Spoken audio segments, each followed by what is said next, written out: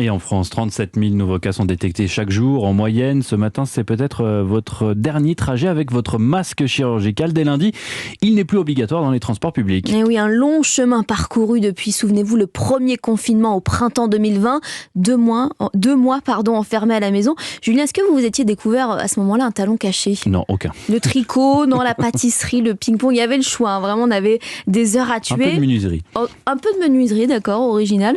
En tout cas, grâce au confinement, les Français, peut-être comme vous, Julien, donc, sont devenus plus créatifs. C'est ce que révèle une étude des chercheurs du CNRS, de l'INSERM et de l'Institut du cerveau. 400 personnes ont répondu à un formulaire. Et Yasmina Katou, chez eux, les Français ont donc développé leur esprit créatif. Oui, pour ne pas s'ennuyer entre quatre murs, il a bien fallu faire jouer son imagination pour passer le temps. Pendant le premier confinement, beaucoup d'entre nous se sont remis à la pâtisserie, à la cuisine, au sport ou au jardinage. Ce qui explique ce changement de comportement, c'est l'effet de surprise, dit Théophile Biette.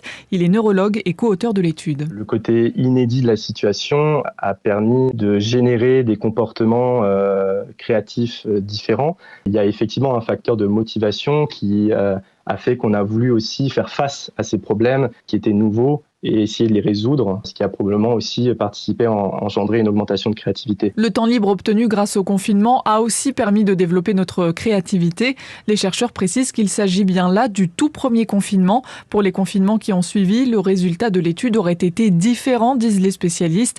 L'isolement répété a été vécu difficilement par les Français. Yasmina Katou, spécialiste santé d'Europe 1.